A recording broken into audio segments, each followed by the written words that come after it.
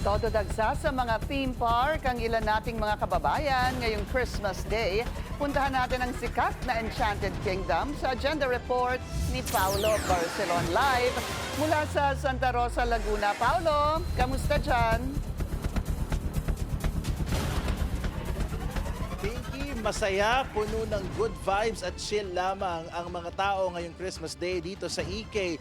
At mas pinapasaya pa nga ng Enchanted Kingdom ang Pasko ngayong taon dahil kanilang ipinagdiriwang ang kanilang 30th year ng isa sa pinakatanyag na theme parks sa buong Pilipinas. Kabilang kasi sa mga atraksyon na dapat puntahan ngayong Pasko sa EK ay ang Agila The Experience Saribuhay, isang immersive at educational na biyahe sa ganda ng kalikasan ng Pilipinas.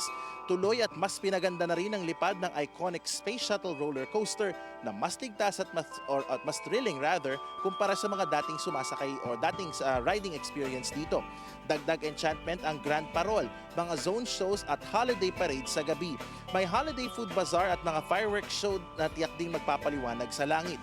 Ang ilang pamilya at magkakabarkad ng aming nakausap, tila sinulit ang Christmas Day para mag-relax, mag-enjoy at mag-reminisce ng kanilang younger selves.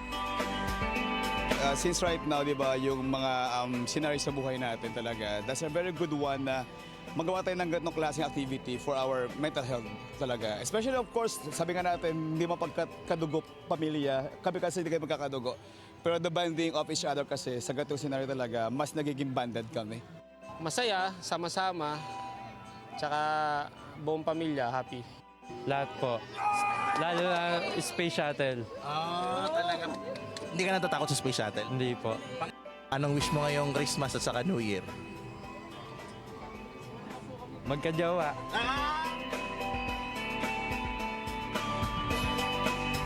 Ayon naman kay Enchanted Kingdom President Cesar Mario Mamon, layon ng EK Management na gawing masaya at magical ang holiday season para sa bawat Pilipino. Pinky, bukas itong EK araw-araw mula pa noong December 13 hanggang January 4 pero extended park hours para sa buong pamilya ang aasahan dito sa Enchanted Kingdom at marami tayong mga nakita, mga pamilya, magkakaibigan na talagang sinulit ang Christmas season dito sa Enchanted Kingdom. Kaya mula sa aming team, pabalik dyan sa studio. Merry Christmas at balik sa'yo, Pinky. Paulo, thank you. Ikaw, anong Christmas wish mo?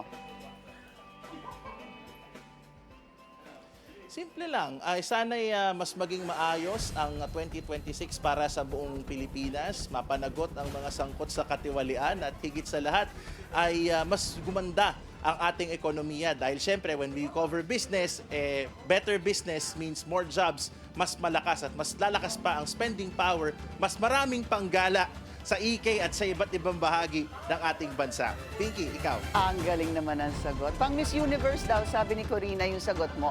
So ang tanong namin, yung sa personal na wish mo, ano? Siguro, Pinky, mas maraming time para sa sarili, mas better health, obviously. Kailangan natin yan dahil yung ating trabaho ay may pagka-demanding. Saka, more racket. Charot.